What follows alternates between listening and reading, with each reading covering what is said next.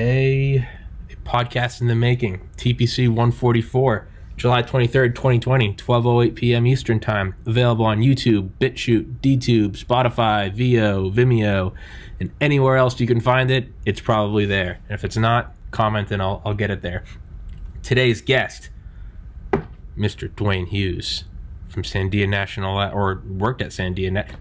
Introduce yourself. Don't let me butcher this. Okay, I'll try to do that. You can tell by my costume that I'm representing the National Museum of Nuclear Science and History. That's a mouthful.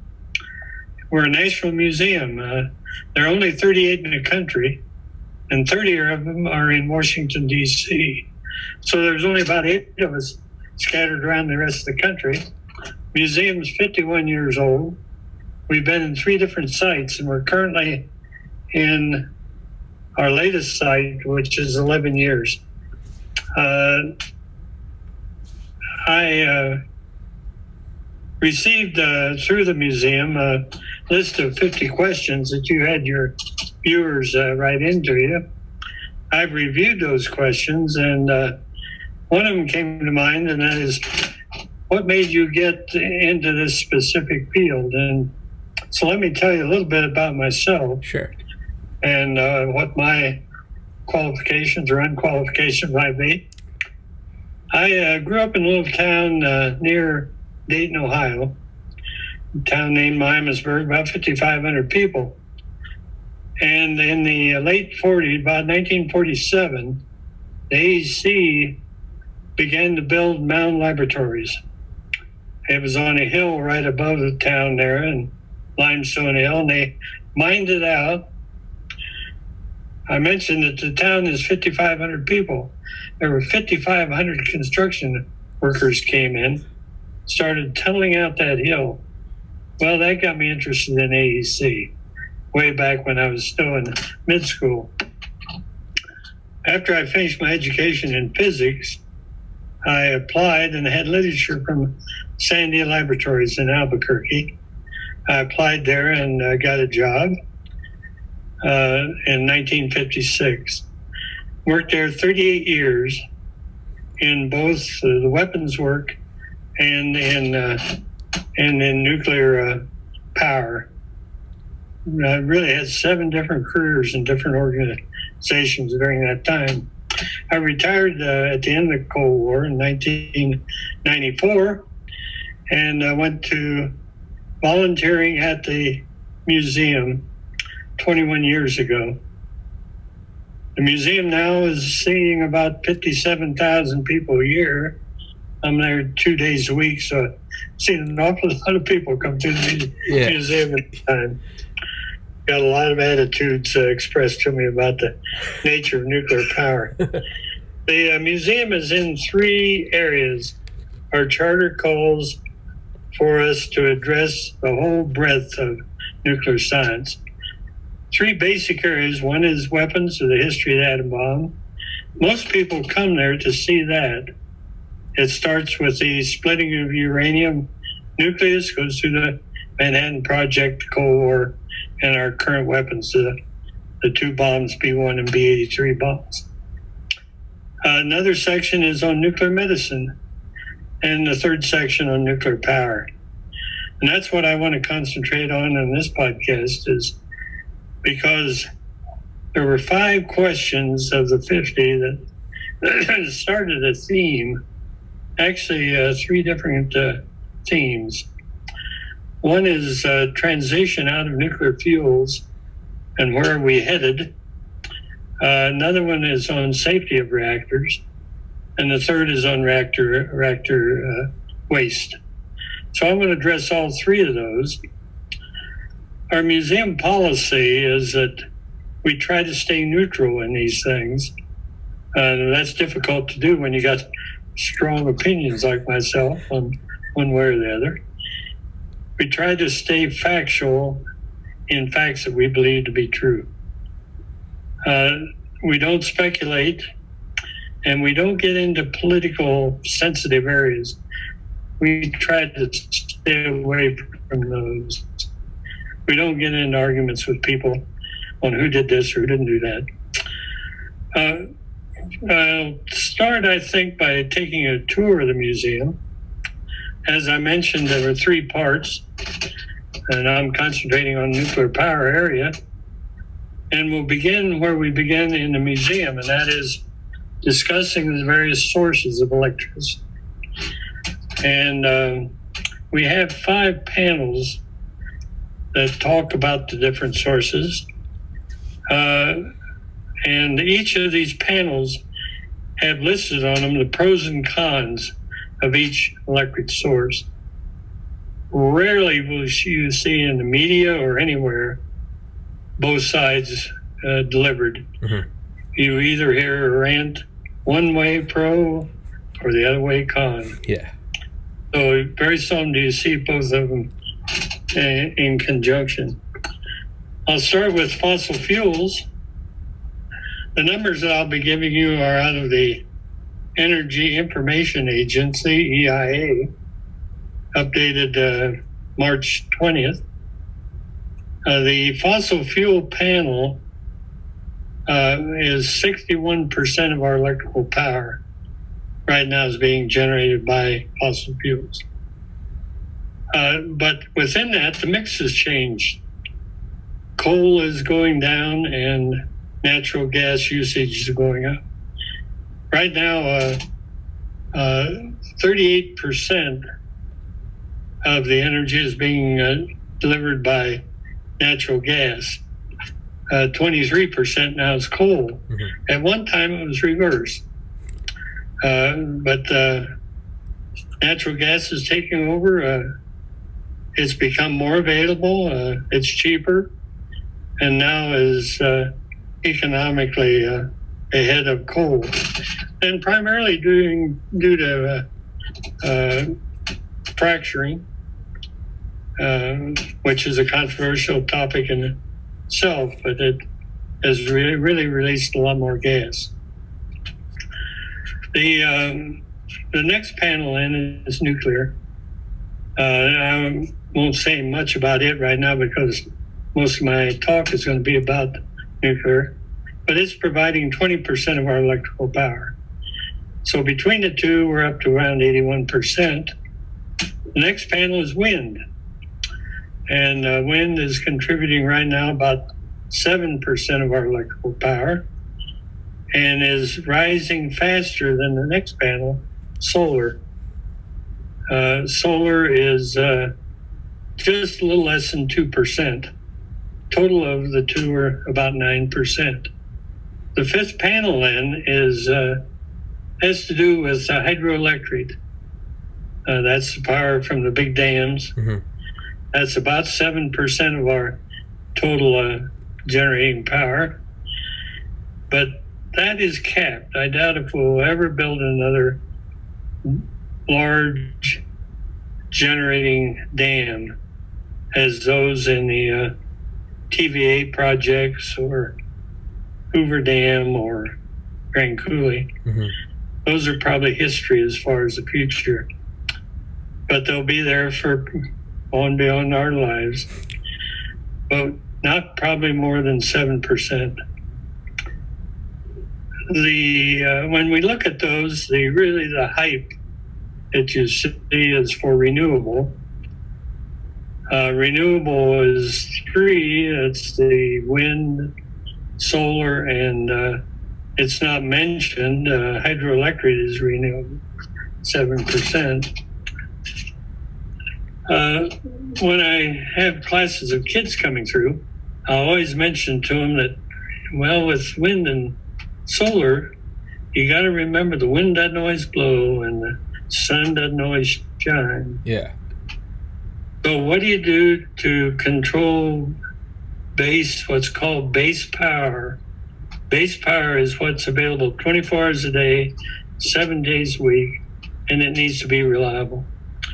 Right now there are 3 sources of the 5. That's fossil fuels, nuclear, or hydroelectric. Mm-hmm. And it looks like fossil fuels are going to be going away. And I'll talk about that a little bit more later. But remember, base power.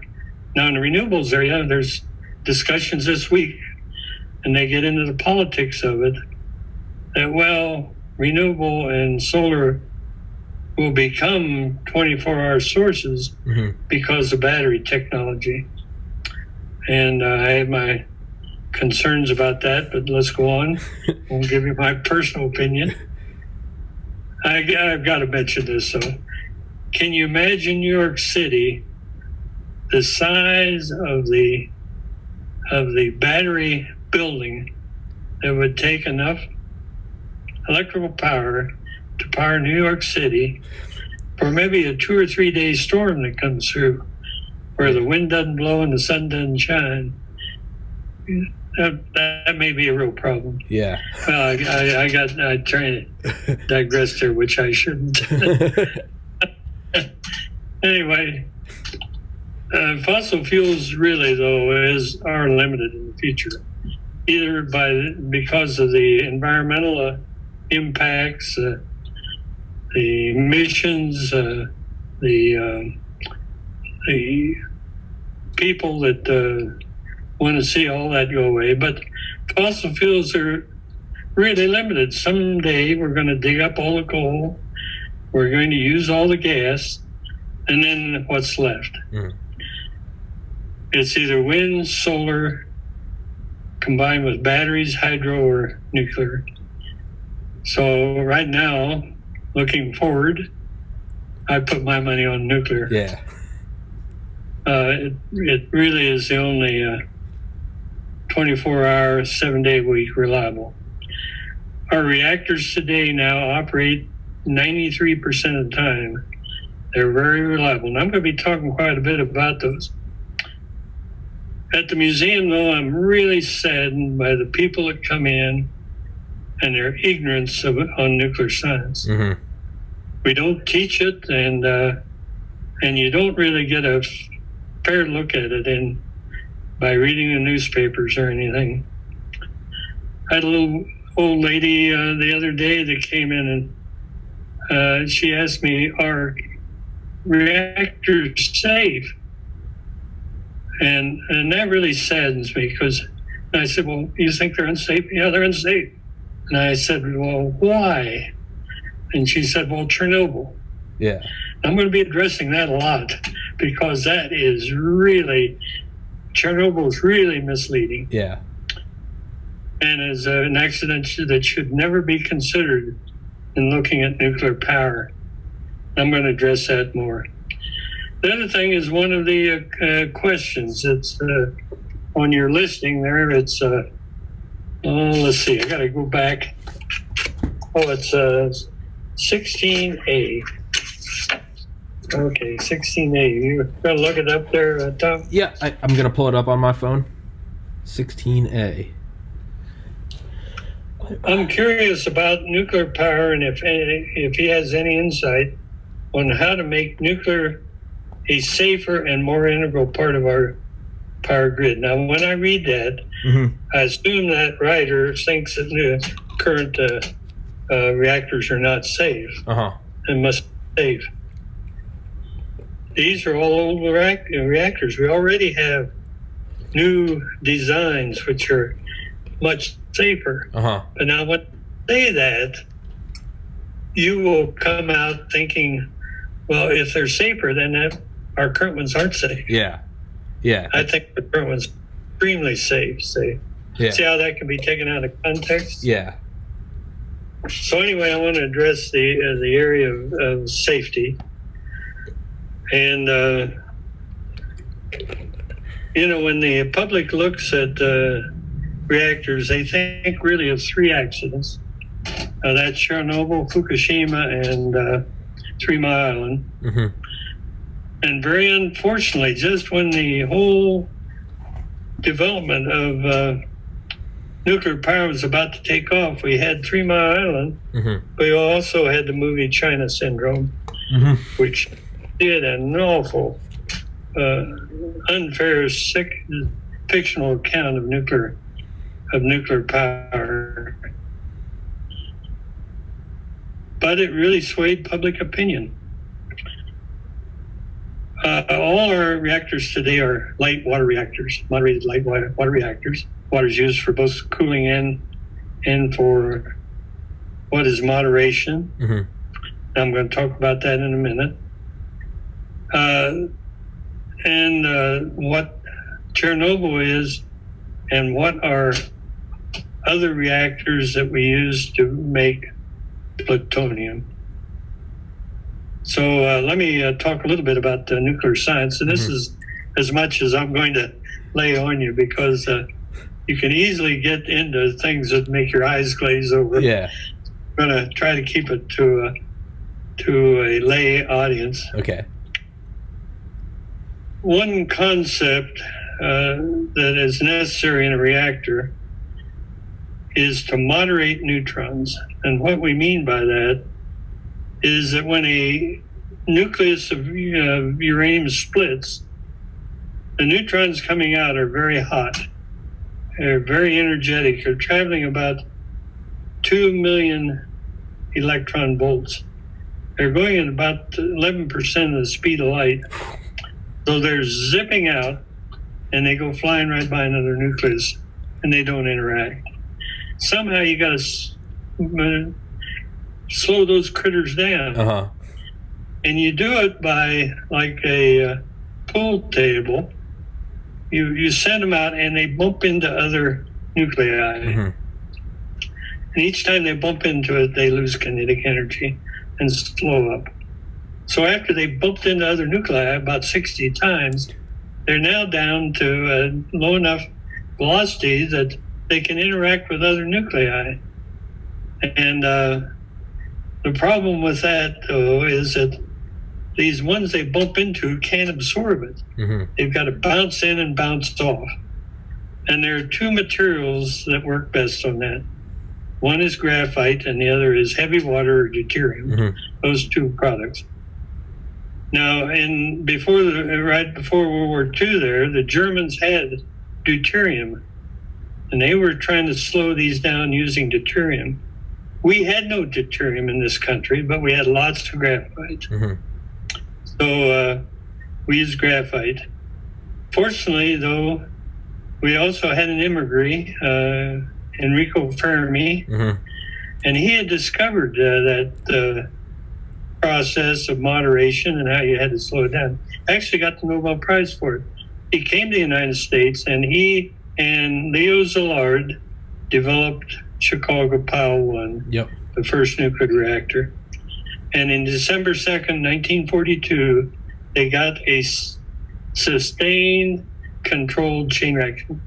Once that happened, we knew we could build a bomb. Mm-hmm. We had enough information to actually build an explosive with it. And so that really gave emphasis into the Manhattan Project. That CP1 reactor then was scaled up to a prototype in Oak Ridge called X10 reactor. And that produced the first pieces of plutonium. To split out the feasible part of uranium is extremely difficult. Mm-hmm.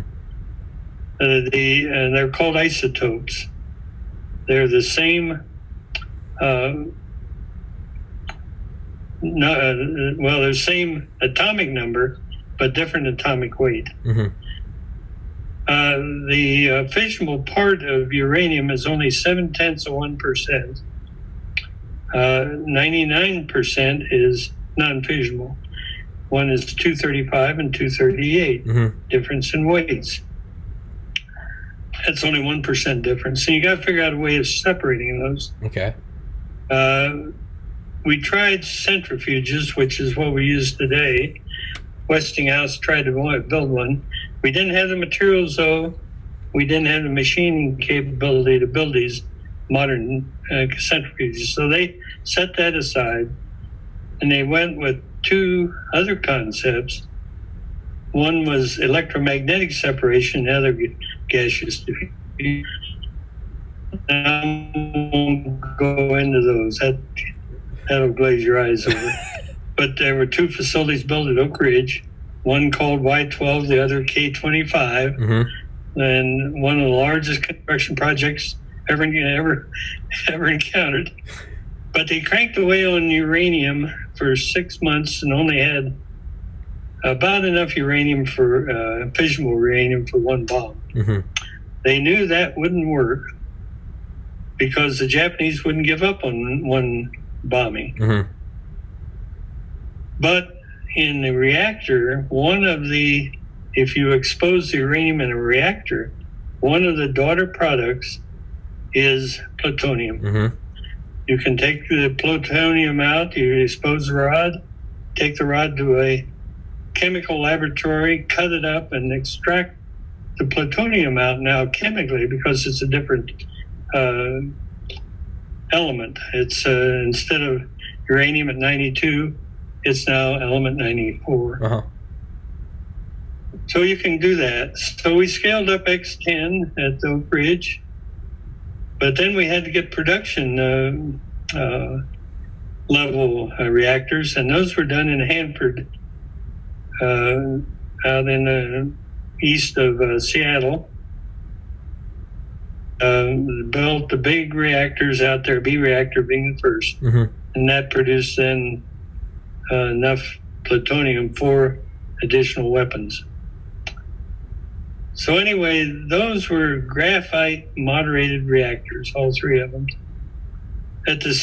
About that same time, or a little later, it would be after, it's about after World War II ended, the Soviets also were using graphite reactors to make plutonium. And so they built one in more than one, I'm sure, in Ukraine, and they named it Chernobyl. Chernobyl was a graphite reactor and was being used both to produce plutonium for weapons and for producing electrical power. They used the excess power, put it on the grid, being used for two things. That was graphite. They had an experiment that they were conducting where they intentionally took the cooling water out to see what would happen. It got away from them and melted down. And that's the famous Chernobyl accident, which haunts us to today.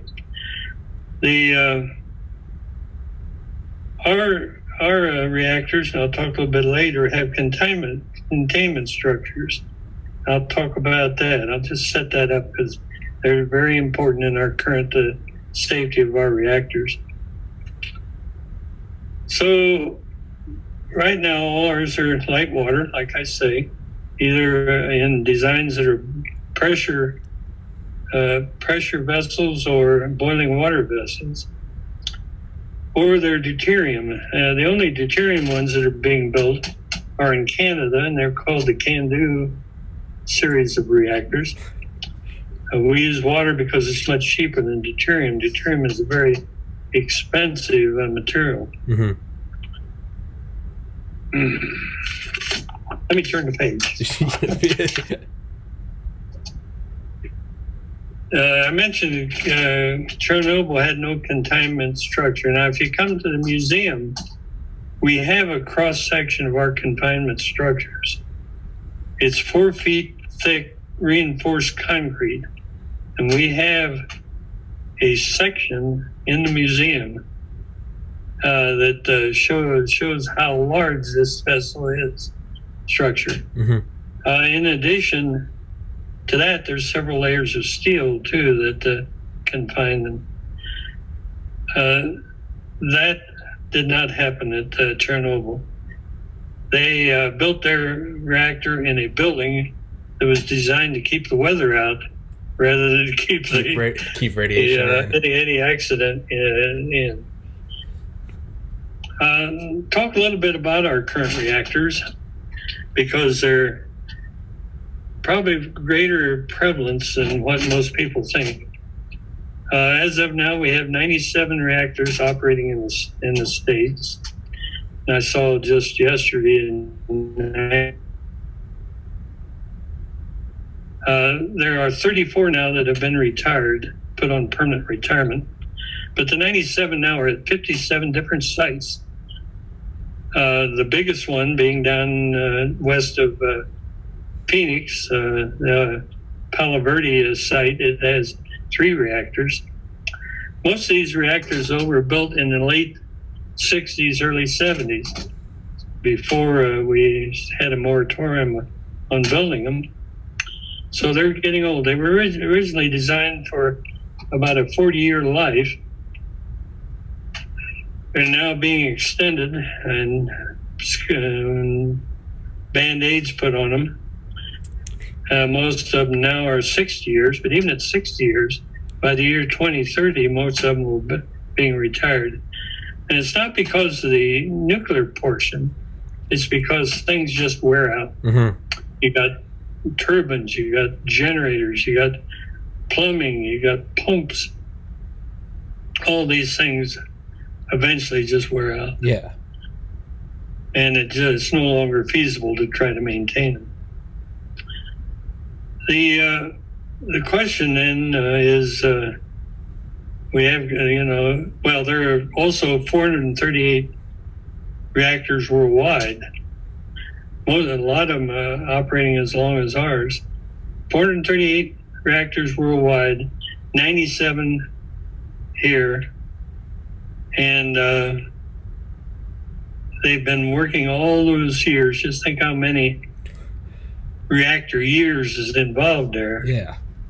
And we've had those 3 accidents, and one of them, Chernobyl, shouldn't even be considered because there are no graphite reactors now. Yeah.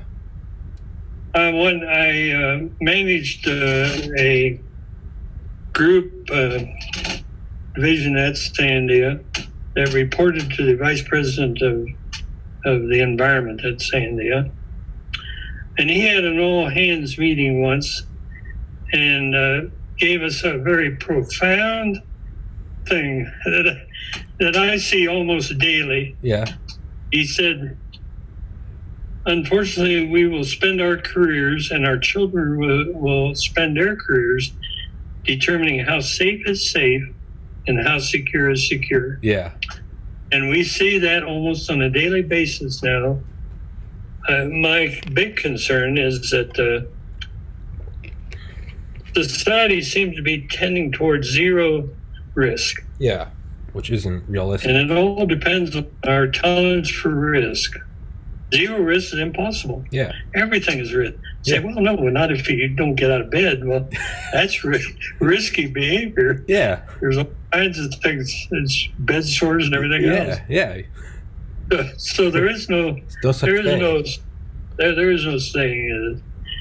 But what are tolerance for risks? And in reactor now, right now your risk, if you live within 1 mile of a reactor, your risk of dying from an accident at that reactor is 1 in a million per year. So some people look at it and say, geez, only 1 million, I'm moving. Yeah. No. But yet they'll go get on an airplane.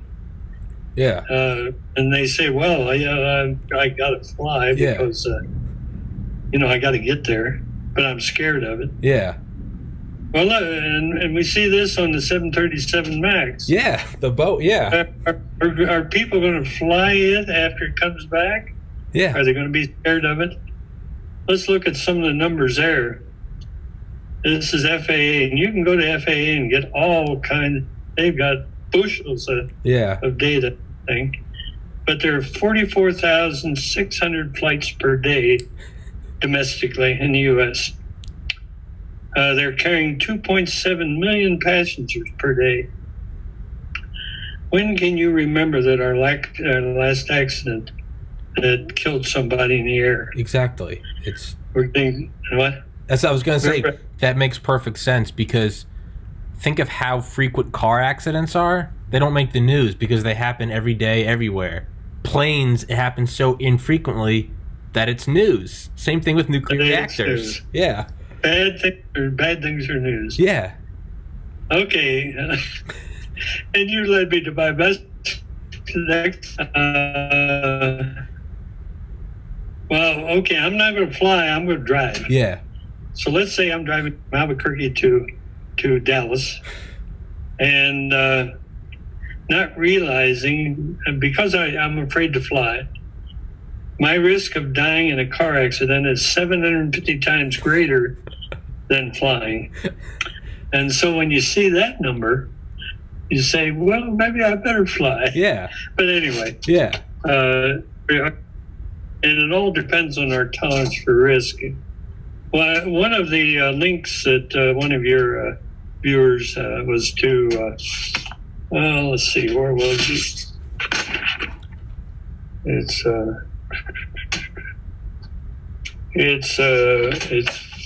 4C. Yep. On your listing. Okay. It's an article out of the Bulletin, which I really found interesting. It's public opinion on nuclear energy, what influences it. And I was surprised in that. I think the authors of that expected negative results. It turns out that it's around 60, 70% of Americans favor nuclear power. And that surprised me. But anyway, you can go to that link and see the results of their polling. So there is a positive attitude, even with all the negative publicity that nuclear gets. Yeah.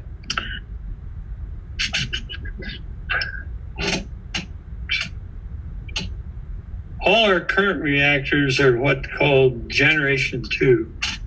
Generation 1 reactors are all gone. They're in museums. They're or been torn down.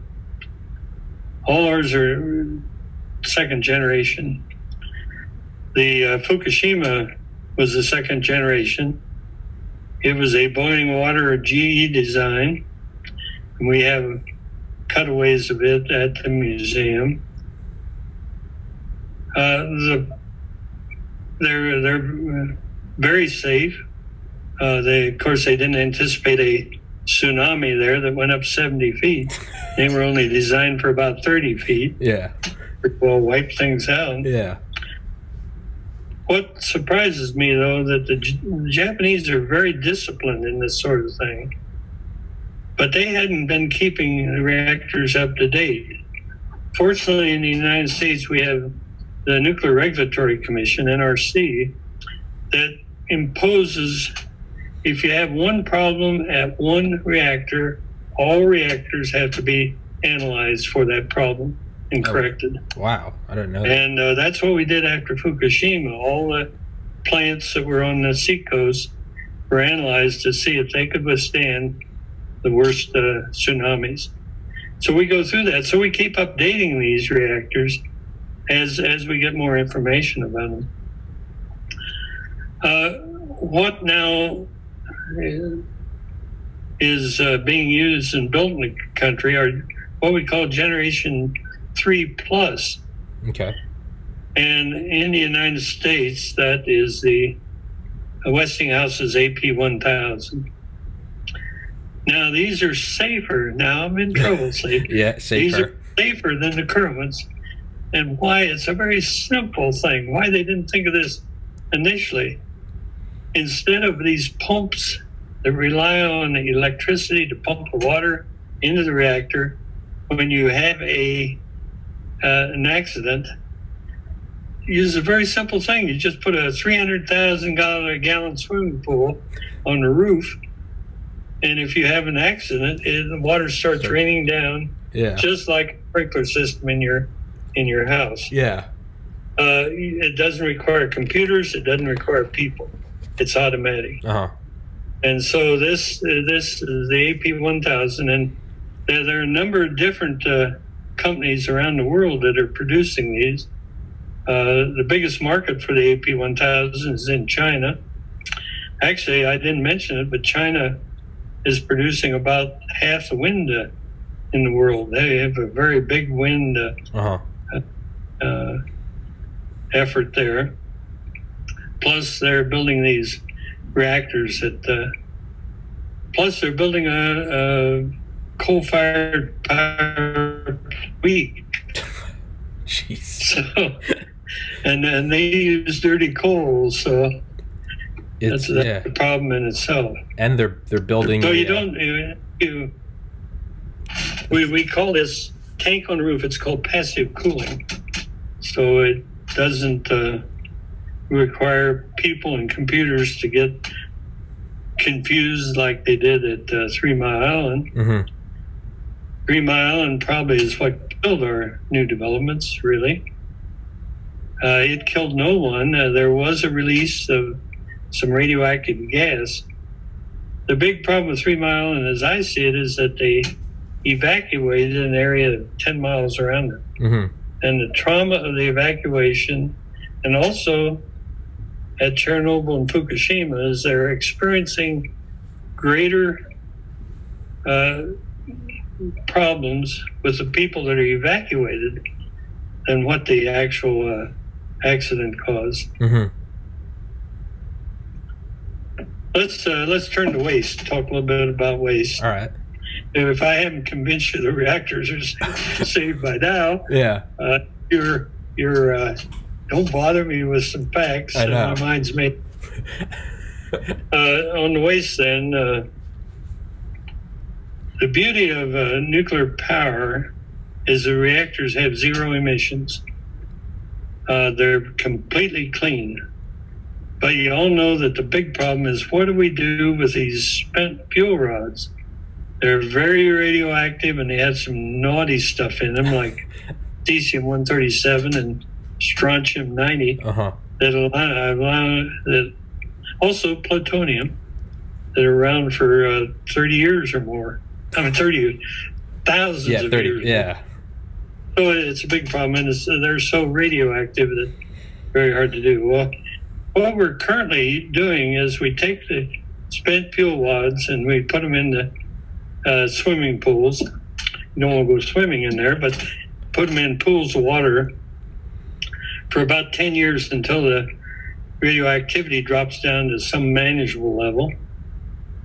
A beauty of half-lives of the radioactive elements is that the more radiation they give out, because they're faster decaying, it drops off very quickly. Mm-hmm. But you still have the long-lived ones that are still a danger. You put it in water for about 10 years, and it drops down. Then you take it out and you put it into what's called dry storage. These are dry casts that are stored above ground. And that's what's happening now. These are being stored at each of the sites because we have no central place to store them. So you've got 59 sites that have these pools of water. Plus you've got in total 76 storage sites. I mean, the total is 70. 76 minus 59 is what? Anyway, the number of storage sites. 17. So they're being stored there. What's that? 17. 17? Yeah. 17 storage. Yeah.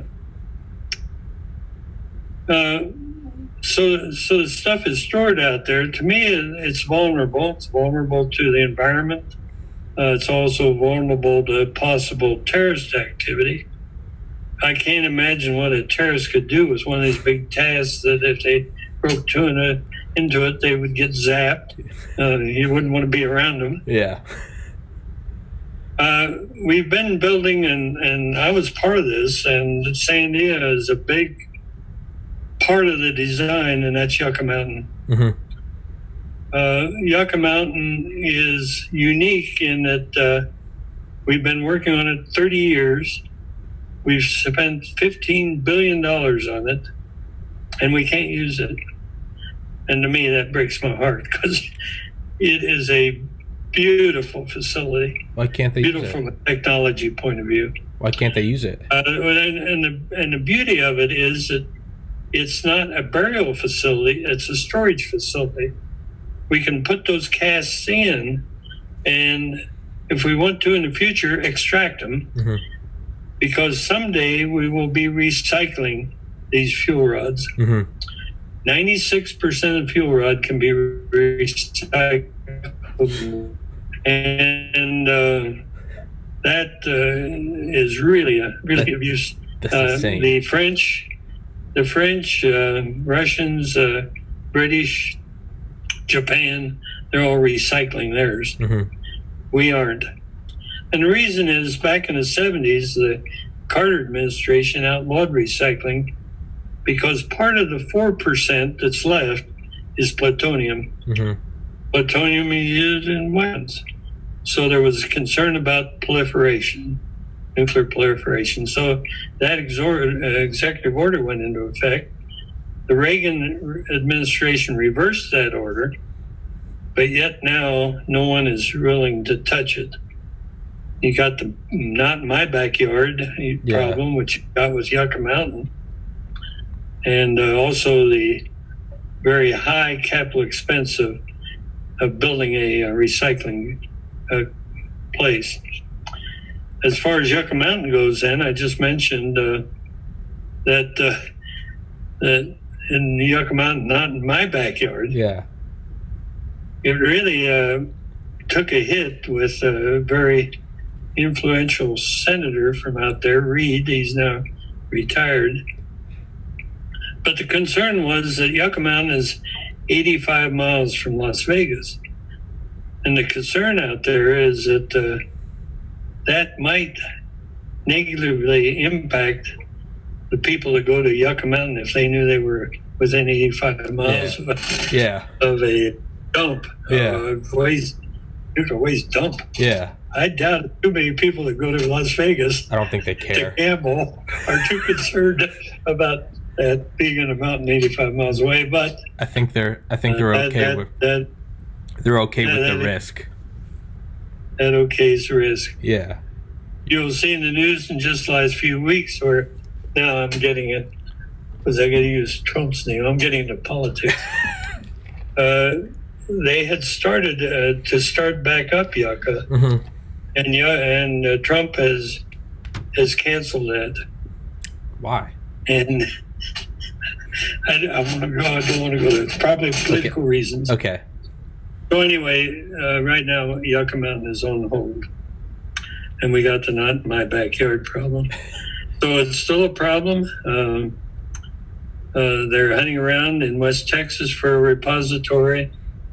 Another one in southeastern New Mexico, but that is going to be a problem in the future. Have you ever read the book Raven Rock? No. It's a book by an author named Garrett Graff. It's about all the nuclear bunkers from FDR through the Obama administration, but they give a little history on the nuclear tests back in the 50s. And it's funny that you're saying the not in my backyard, because in the 50s it was actually a selling point where if you came and you'd be able to wake up early, and they'd go have a drink in the morning with pancakes and eggs, and they said you could see the flash from over the mountains and hear the boom. And so people literally used to go there and be like, let's go watch an atomic bomb. And it's like, how the times have changed. Now, you can't have it near me versus let's wake up early, honey. Let's watch the bomb. It's, yeah. I've lived through that transition. Yeah, yeah. I was 11 when we dropped the bombs in Japan, and I remember that like it was yesterday. So really, from the time that World War II ended, now a lot of reversals and a lot of changes of attitude toward field. How did you find that? How did you find that out? I was 11 on 9/11. I was in 5th grade, and I remember coming on the intercom. I remember they said, there was an attack in New York, and they didn't really tell us because they didn't want to scare us. But I was 11 years old then. You were 11. How did you find out? Was it in the news? See, back then there were about 600,000 people that somewhere in the United States worked on the Manhattan Project. Mm-hmm. Now you might have been a machinist in Detroit, mm-hmm. and you were machining a part, but you didn't know what the part was for. Yep. Back then, even with 600,000 people involved in one way or another, it was kept secret. Yeah. Up until the headline came out that we had dropped an atomic bomb. Well, what is that, at that, if I did, I don't remember what I did at 11. Yeah. I did on in school. Yeah. But when that was just, and we heard the atom bomb and it's going to end the war. Uh-huh. And I don't know if you still want to go into it. We can talk a little bit on the morality of dropping the bomb, which is one of the questions. Absolutely. I forget which question it is. So if you want to go on some more, we can talk about that. Sure, absolutely. We can absolutely do that. Yeah, let's see. What is it? It's let me try to find it. It's somewhere in the middle here. It's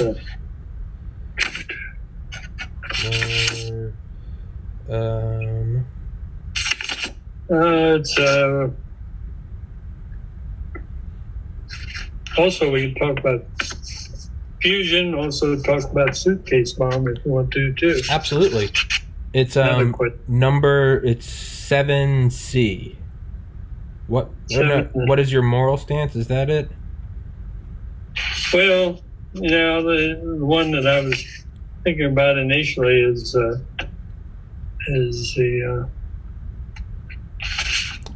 Give me 1 second. I have. Yeah, no, it had to do with. It had to do with. See, I don't have marked it. Anyway, it had to do with dropping the bomb and the explanation of that on the dropping of the bomb. Okay, give me 1 second, Mr. Hughes. I'm going to grab my iPad because I have it on there. Okay.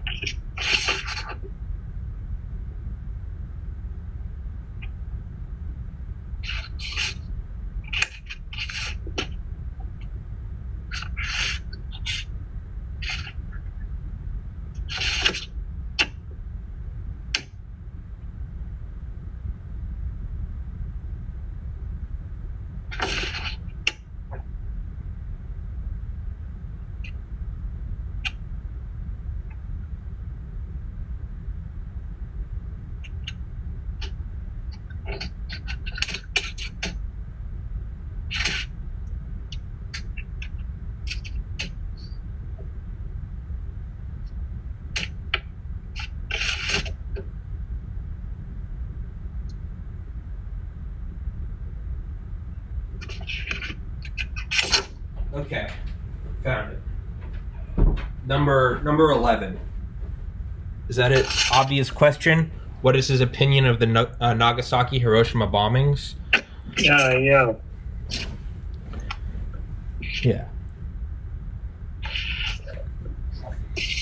Yeah, we addressed that in the museum. The arguments on dropping the bomb. There were a number of different scenarios considered. One was to drop it on an unoccupied island. Another was to warn the population of a particular city and then give them time to get out of there and drop it there.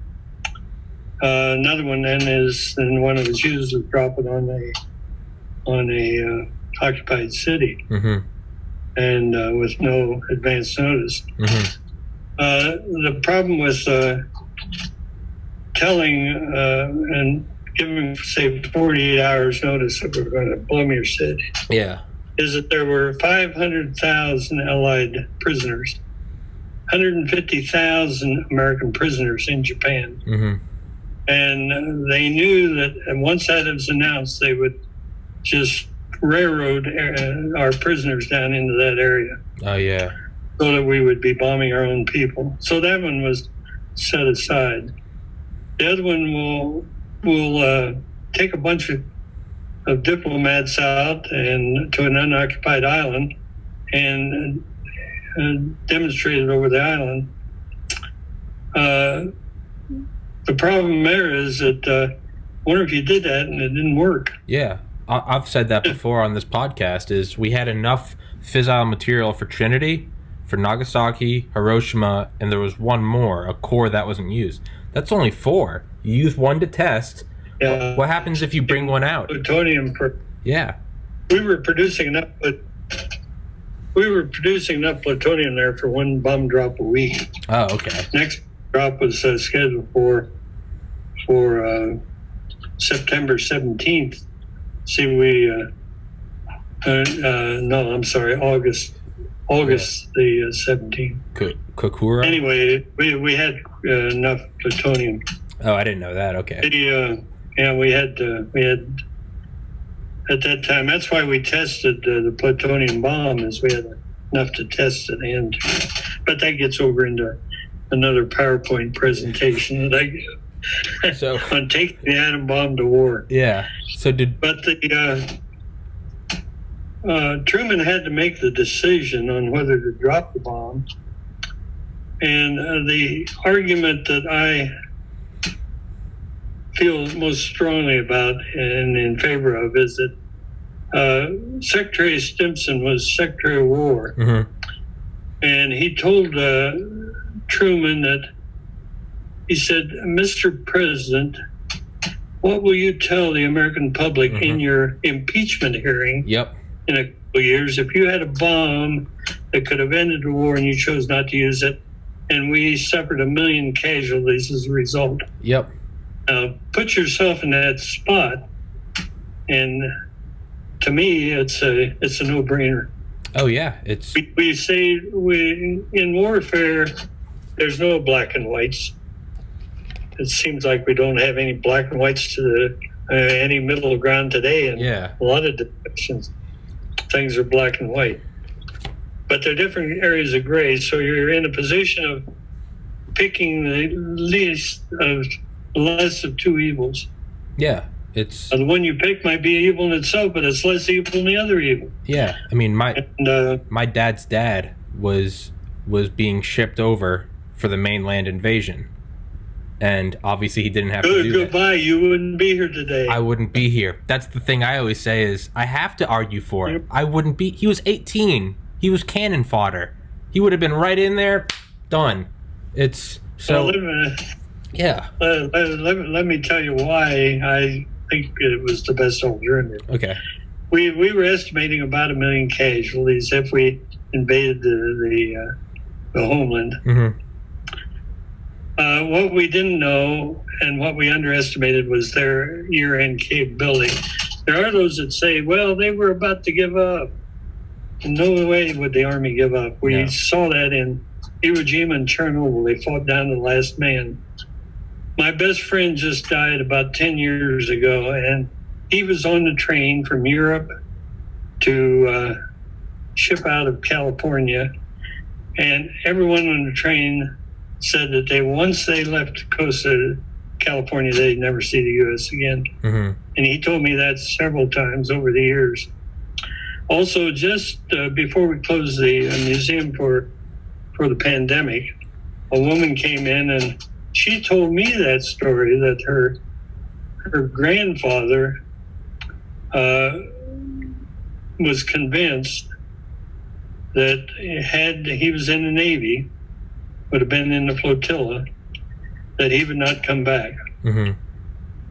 So one thing to do is to, if you have a person that is anti-bomb, anti-nuke, ask them if they had any relative, father or grandfather, that was in a combat unit, either in the Army, Navy, or Marines.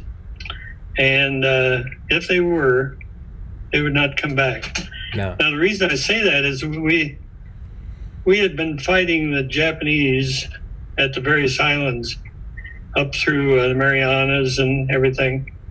In those islands, we were not fighting the Japanese best troops.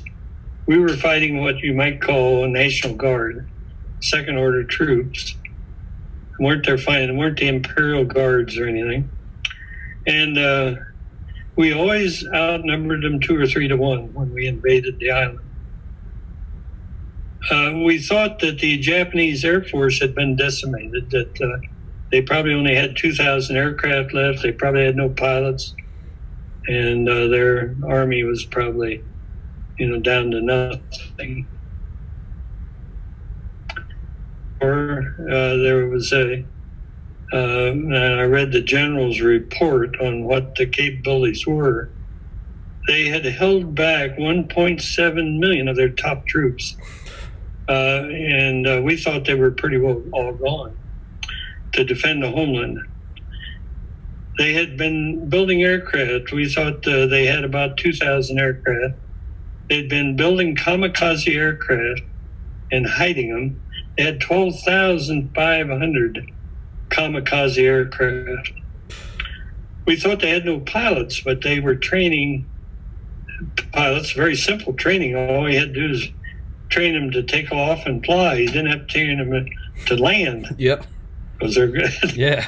they would have to land. Not landing. 12,500. They had built 1,800 one-man submarines, kamikaze submarines. Suicide torpedoes. 1,800. Our Navy flotilla going in was about 850 ships. This is the Olympia campaign, and it would be in several waves. We hear numbers like 850,000 troops going in. We had all these ships out there. From our experience at Okinawa, these kamikaze dive bombers were very effective. We lost a lot of Navy ships and personnel there. That would have been catastrophic. The areas that we were going to land on, Honshu or Kyushu. Anyway, on where we were planning to land, they had hollowed out those hills as they had in Iwo Jima and Okinawa. Those two islands were actually Japanese islands. The rest of we had invaded, the Japanese had invaded. Mm-hmm. So they had tunneled and had emplacements like Okinawa and Iwo Jima. So it would have been slaughter. And they also had trained 28 million civilians to attack in waves. Yep. Using axes and pitchforks and pointed sticks. Yep. Can you imagine being a machine gunner and having these waves of people coming at you? Yeah, that you have to. You'd run out of bullets and you're dead. Yeah, they had 32. It would have been an unimaginable thing. Truman had fought in Europe, World War I, in France in World War I, and he had seen what the cost of dragging things out was. So I think he made of course, I'm conservative and a Republican. He's a Democrat. Yeah. My granddad hated him. Yeah. But I really give him credit for making decisions, and I think he made the correct one. Absolutely. They were training children. They were training children to put bombs on their chest and crawl under American tanks.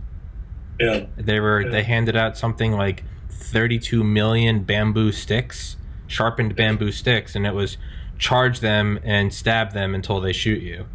The idea that they were about to surrender it's based in nothing. It's not based in fact. Well, the politicians were, and the emperor was, but not the army. They fought it right down the end. Oh yeah. We learned at Iwo Jima and Okinawa that they were going to die to the last man. We lost 30,000. Well, we had 30,000 casualties in Okinawa alone, mm-hmm. and all but just a few Japanese surrendered, and that was because they had been shot up so that they could stretcher cases. Yeah, I mean. So anyway, I look back at that and lived through it, and we were so. We so hated the Japanese at that time that it's difficult to put that into words today. So hopefully, things really turned around.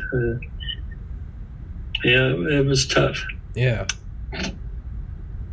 The Another one that there's one on suitcase bombs. Yeah. Are they our smallest bomb, and this is clear back in the 60s, Davy Crockett. is a Davy Crockett. Yeah. It uses a W-54 warhead. It's an implosion warhead. And it's in two forms. One is the Davy Crockett that's launched with a recoilless rifle. The other is a canister that's put in a backpack where a paratrooper can land and take it over and set it at a prime location somewhere and set a timer in it and take off. That weighs 58 pounds. That is sneaky. That's That's a suitcase bomb, right? Oh, that is terrifying. Any SEAL or Ranger could tote that around. Oh yeah, one in each hand. Yeah, the green light. So anyway, suitcase bombs, and that is a concern now on terrorist activity and everything, because even it's not a Hiroshima level explosion, but it's a big enough explosion to get your attention. That's for sure. Yeah. What? And I know what the yields are, but at the museum we do not discuss yields. Okay. So okay. You have to kind of guess yourself. Okay, I was going to ask you, but okay, I'll look it up myself. Yeah. Well, it's well. See, now you got me in trouble. I can tell you a lot of this is on you look it up. You can look up the B-61 bomb. Oh yeah. But I can't comment on it because that gives it some validity. Yeah, don't comment. I don't want you to get in trouble, Duane. Don't do it. You take it. Don't do it. I'll look it up and I'll add it in another podcast. Don't get in trouble. Yeah, that's a different subject. But anyway, morale on what we did to Japan. I think I'm deeply religious, but even that, I think we were on the right side there. So do I. I think you probably saved a lot of Japanese lives as well. Well, initially they said 3.5 million, but it would have been much more than that because the war would have drug on. And I'd guess probably 5 million or so if they did those human waves as they were. Yeah, they weren't going to give up. And then another thing, which I really hadn't thought of before, but would we have used a third bomb if we were losing? I don't know. I hadn't thought of that before. Yeah. Now that would have been a decision there, Yeah. To take a defensive position where you're losing and drop a third one. Yeah. I'd have to think about that a while. Yeah. Well, yeah, because that's the other thing is like, what if we had not used the bombs and instead gone on with the land invasion? Well, we'd only lose so many soldiers before we'd pull out and then drop the bombs anyway, right? So it's either way. I don't think there was. I think that the greater evil was World War II, and the lesser evil was the bomb, and we used the lesser to defeat the evil, the larger. That's my humble opinion. Yeah. Yeah. I go along with that. Yeah. Well, let's see. We've been at it. Hour 15 minutes. Well, that was okay. Goes by. I had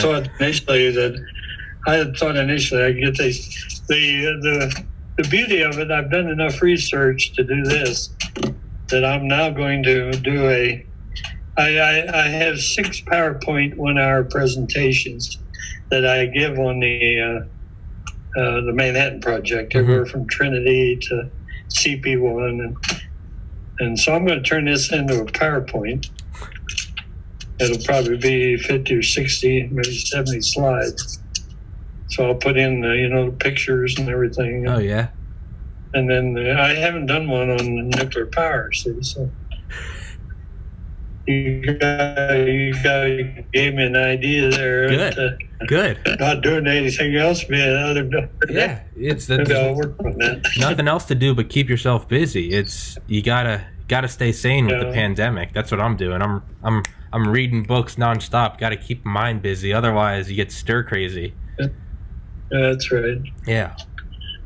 Oh, Mr. Hughes, thank you so much. Yeah, you're quite welcome. And my main motivation at the museum is that if we don't teach history, it's going to repeat itself. It's that old adage. Yes, sir. And I see people coming into the museum that have zero knowledge. And this link that we were talking about on attitudes toward the nuclear energy, turns out that they also have a poll depending on the person's knowledge of how much they know about nuclear energy. And they found that the more you know about it, the better you accept it. Yeah.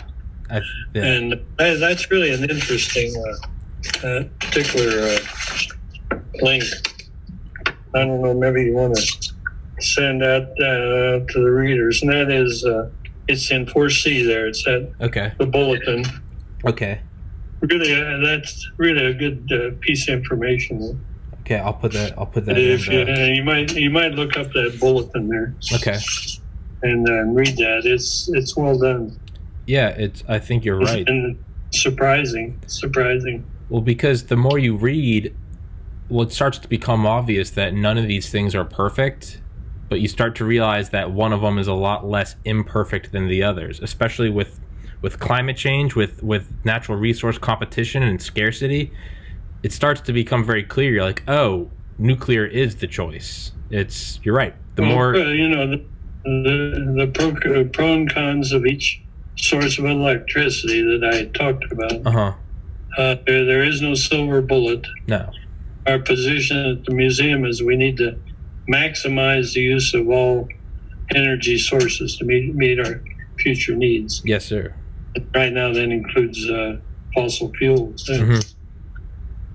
Yeah, it's In fact, I was going to say that back, and I forgot to say that. So you can take that and plug it into my okay. Until we figure out fusion seems to be okay. That's another question. Yeah. Okay. Yeah.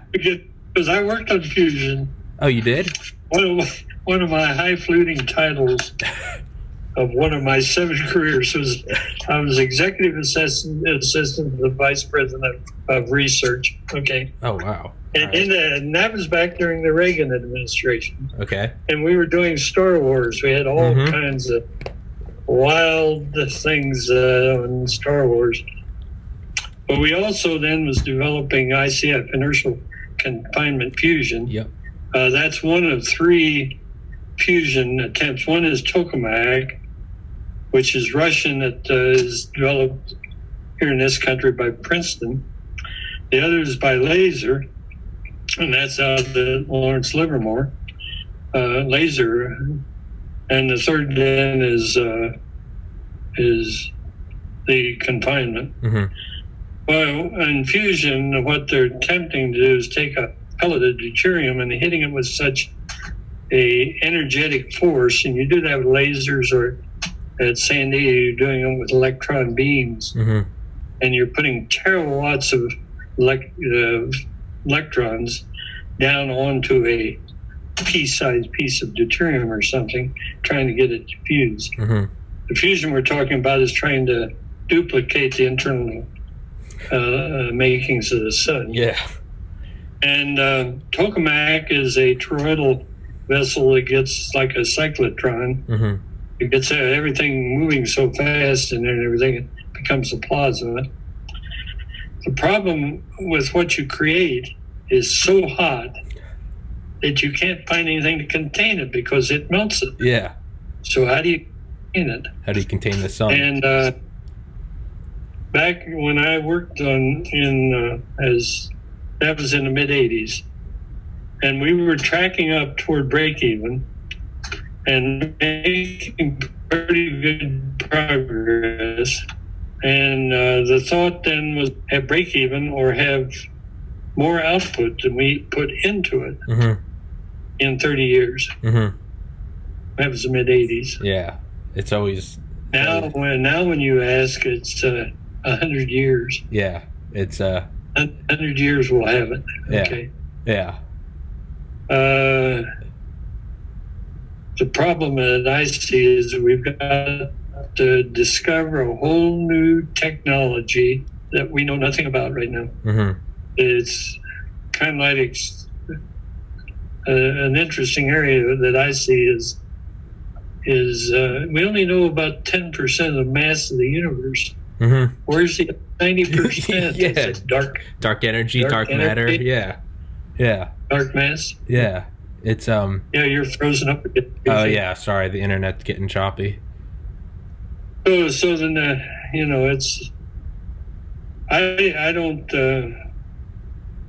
we'll see. We've gotten with ICF, we've gotten up to break even. Where instantaneously, in like a trillionth of a second, we equal what was input. Yeah. And those are terawatt levels of energy. But it's you got to figure out, well, now I did that once. I can reload everything and do it maybe once a day. Yeah. But how am I going to have enough ammunition going through that it can continuously develop a commercial power? Yeah. And that is a daunting engineering task. And one that's evaded this so far. Yeah. So my humble opinion is that we'll never see fusion. They saw cold fusion up in Utah at the University of Utah. Pons and Fleischmann. And when that came out, we had, Sandia, when I worked there now, it was 7,000 employees. We had 2,200 PhDs, and that's about what we have today. And all of them in that field headed their labs to try to duplicate that experiment. So it was determined it was an instrumentation problem and not a real fact. Yeah. But anyway, it's there's a saying I thought you might think is funny, and it's fusion is always 40 years away because that's the length of a career. You got to keep it on the table so that you can justify your salary. Yeah, and then once you retire, kick it away. And you're seeing now is that each generation has to relearn the problems of the past. And that is, if you don't teach history, it's going to repeat. Why, in the pandemic now, why didn't we remember the lessons of the 1918 flu pandemic? Exactly right.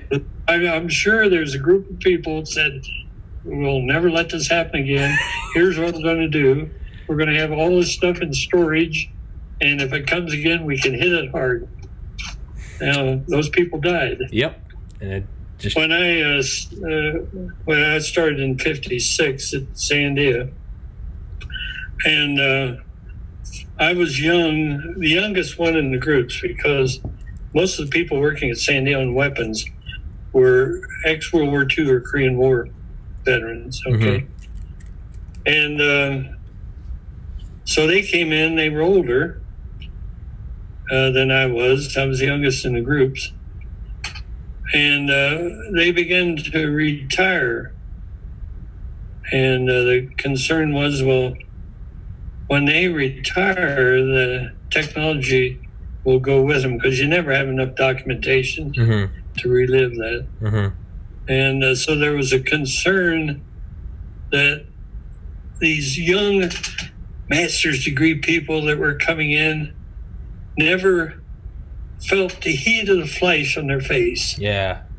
And until you witness that, you don't know what you're doing. Yeah. You don't know what you're building. Yeah. So there was great concern of guys that were retiring knowing that they're leaving that legacy. And we see that over and over again, that we just goes away because we don't study history. Yeah. I wish we in school, but I guess there are more things like basket weaving or something. Basket weaving. Yeah. Oh, one thing I forgot to tell you.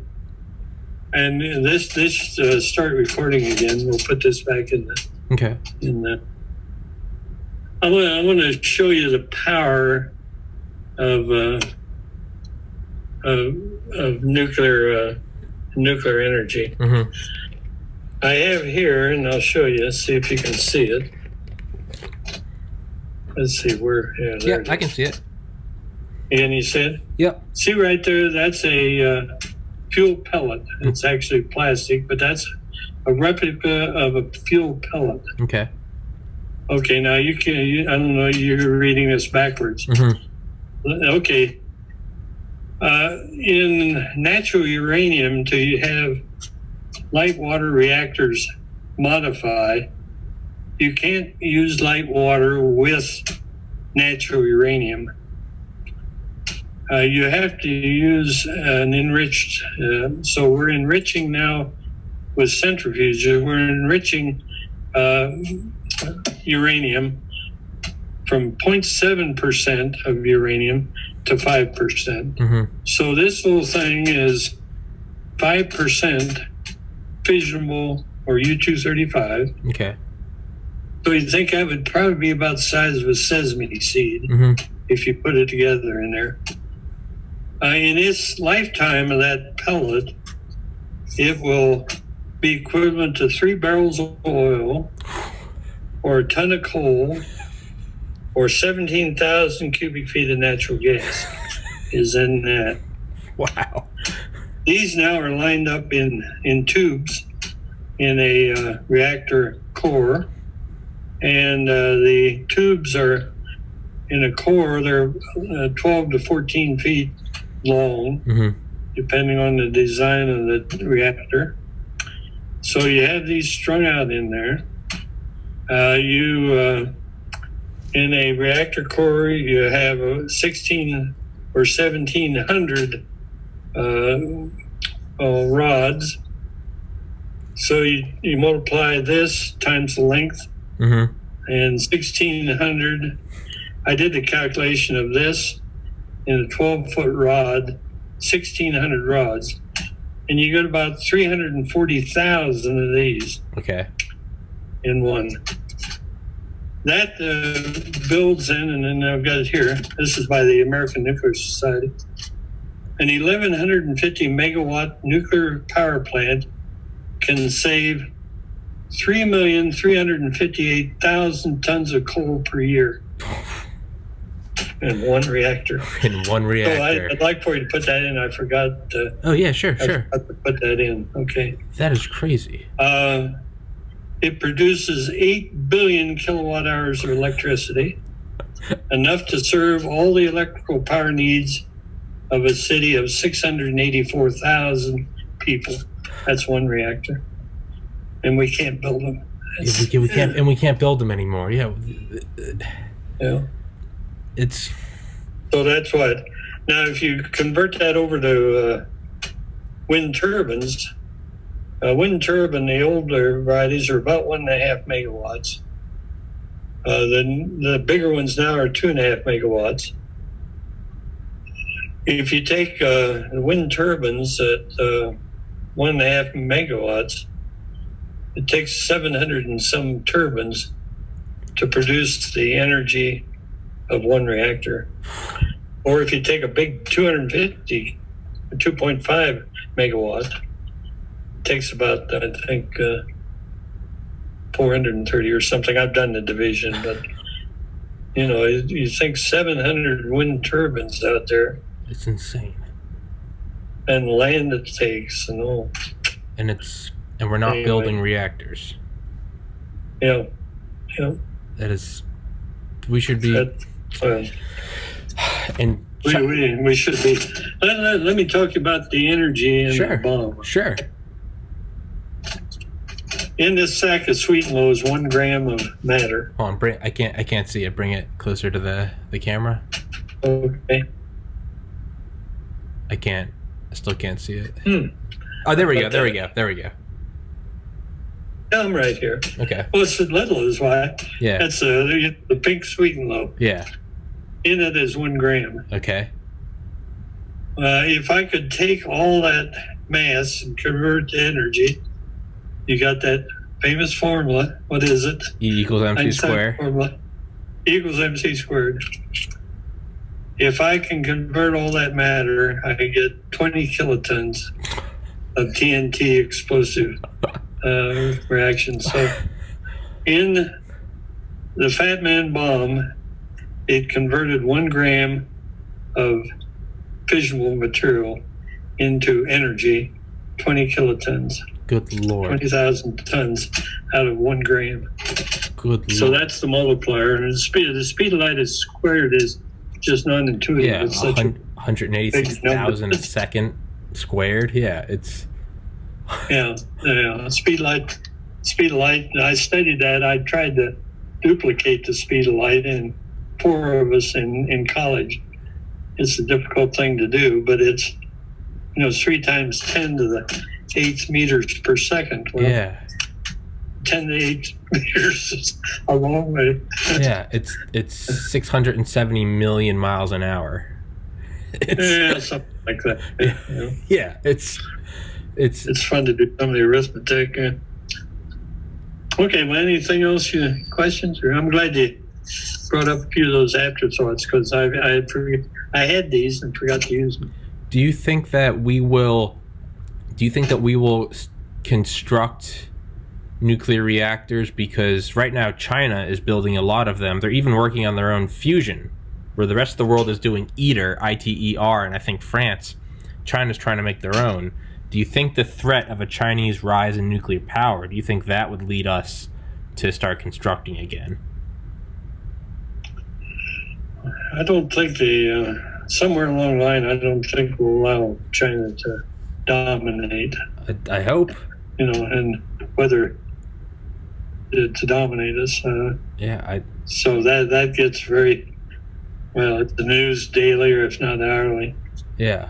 With economics and the COVID-19 and all that. But I'm very conservative. I'm nationalistic to a point. There is that camp, though, that are globalists. Yeah. And we see that, well, it's fine to be globalists and peace, but when it comes to push and pull, you tend to pull back. Yeah, it's a zero-sum game. And you tend to pull back and look at your natural interests, rather national interests, rather than global interests. So yeah. That is above my pay grade. yeah. That's yeah. It's China to me is a big threat. Yeah, they're a huge threat. There's one question in here that has to do what's the chances of a problem, or where is the forget just how it was worded, but it was where do you think the next problem is? And to me, it's Iran. Mm-hmm. To cause, and that's because that whole thing is, it's religious fervor. Mm-hmm. With the Russians, it was political. Mm-hmm. And there at least you can be rational, but when you get to the point of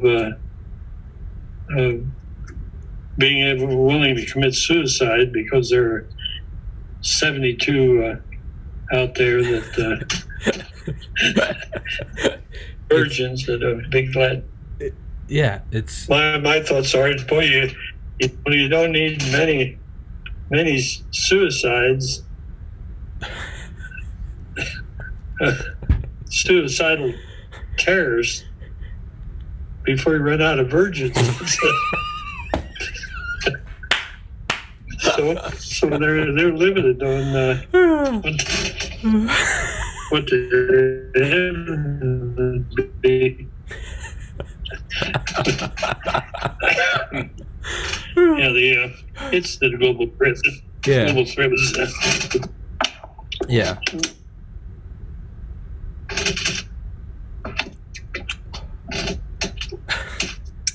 Well, what I posed here, let me read it to you. Sure. Or no, I didn't. I'd like for you to invite your audience that if they have any questions or comments about what was presented, to let you know, and we get back together and absolutely see if we can answer. I would absolutely love that. Yeah, I can invite feedback. Yeah. Yeah, absolutely. Yeah, I can post. I'd be happy to try to, awesome, if I can, give you further information. Yes, sir. Thank you. What we talked about here is just tip of information icebergs. Yeah, really. Yeah, I would love to. I'll send it out and I'll ask for feedback, for questions, and we can put it together and we can absolutely do another episode. I would love to. Yeah.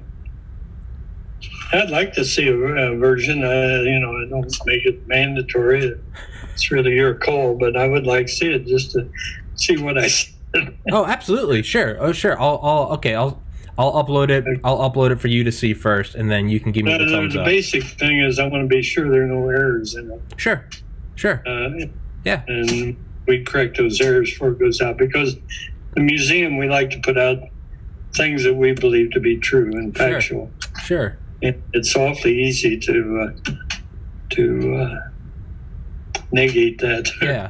Yeah, I'll upload a version for you, and I'll send it to you, and we can go back and you can see if there are any errors. And if there are errors, what we can do is we can put that in the description. We can say at this moment he said X, but he meant Y, or something like that. We can absolutely do that. All right. Yeah. Thank you, Mr. Well, good Hughes. talking to you. You too, sir. Thank you so much for coming on here. Yeah, if you wanted to podcast on some other question. Thank you, sir. I'm much more an expert on the Manhattan Project. Okay. I think I've answered all possible questions on the Manhattan Project. Yeah. I will definitely yield some questions. Like I said, I've got six 1-hour PowerPoint presentations on different aspects. So I've got 6 hours of formal presentation on just the Manhattan Project. There's a lot of one of the biggest things, and that still blows my mind on the Manhattan Project, is from the time we started work at Los Alamos till we dropped the bomb was 28 months. That's insane. Just try to figure out how they were able to do all that in a 28-month period. The fear of extinction. The fear of extinction from Germany and Japan. Fear drives it. Yeah. Oh well, we were highly motivated. Yeah. And motivation is one of the big things. Absolutely. And for society to set an objective that is so strong, it takes all this interplay and stuff out. That you're going toward that goal. It doesn't matter whether you're black, white, Christian, non-Christian. Yeah. You're heading right into that goal. Exactly. And we sure had that during World War II. That's absolutely. You have a good goal and you work towards it. Everything else falls away. One of my things that really hit me during World War II is that I was in grade school.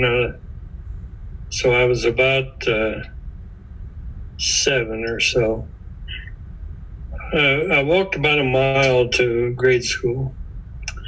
And in Miamisburg, the houses were right down against the walk. You had the house, walk, and then what's called the devil strip, a little strip of grass, and then the street. Mm-hmm. So you walked right by the house, and if you had someone in the family, in the household, in the military, the mother's got a blue star, and that's where the blue star mothers come from. Mm-hmm. And so there were a number of houses along there that at the start of the war had these blue stars. As the war progresses, those became gold stars. Gold stars, the person was killed. And boy, that was... Wow. Makes me tear up to today. Yeah. It's Yep. yeah. It's, Okay. Okay. Yeah. We'll wrap. Yeah. It's. I think it's completely fine to tear up about that. It's very real. Just because it's in the past, just because the pictures are black and white, it doesn't make it any less real. It's very real. My great uncle passed away several years ago. He was 18 years old on D-Day, storming Omaha Beach. Survived and was in the FBI for 50 years. It's my uncle passed away in 2013. You really had an angel on your shoulders if you got to Omaha Beach. Exactly. My other uncle's father was at the Battle of the Bulge. An uncle of mine that passed away in 2013 was drafted into Vietnam. That's why I have the American flag behind me, and I always say this, and people think I'm kidding, but I have the American flag because it's the fact that I have the luxury at 29 years old to say whatever I want freely and to not worry about an invading army is because of all the brave individuals that came before me. That's why I have this, is to remind me. Any episode you see it. Exactly. It's and that's why. So I think one of my close friends was in the 3rd Cavalry. He was in a tank in Patton's group at going to the Bulge. Patton counterattacked and saved really the turning of the whole thing. But he was in a tank crew, and the weather was bad, and they had stopped, and they all had dug foxholes, of course. And the sun had come out, and they were out there standing by their foxholes, and some fighters were coming in, and they thought they were ours. Well, turned out they were German, and they started getting strafed. So he got the Purple Heart because he dove into his foxhole, but he had forgotten that he had found a glass bubble to keep the rain and stuff out, and he put it over the foxhole. And when he dove, he broke through the glass bubble he had, and he cut himself, so he got a Purple Heart for it. And he told that story like it was like that funny. That's brilliant. That's what would happen to me. Yeah, everyone else would get injured, and then I'd hurt myself. That's probably what would happen to me. I'd be like, "Why'd you get a Purple Heart?" Because I tripped. Some don't talk about it today. Yeah. You can talk for a lot of reasons. Yeah. Wow, that's brilliant. All right, Mr. Hughes, I've kept you for an hour and 41 minutes. It's been fun. It's been super fun. Thank you so much. I'll get some questions, and we can do that. I'd love to have you come on and just talk about the Manhattan Project, just everything you know. I would love to keep doing them. We just got to schedule it a week out so I can figure out what time, and I would absolutely love to. Yeah, let's see if it's so. Yeah, I'd be glad to talk about it. And unless you see pictures, like I have in the PowerPoint, it's it's really hard to describe what Los Alamos was like during the winter that they did the design of the bombs. What living conditions were like there, and until you see a car parked out there that sunk into the mud where the tires were gone. It was mud. It was sitting. The chassis was sitting on the mud. Mm-hmm. Or you see pictures of the women hanging their clothes out on clotheslines out with snow on the ground. And and those that really comes home. Yeah. And that's hard to describe, but it's always. Duane, you still there?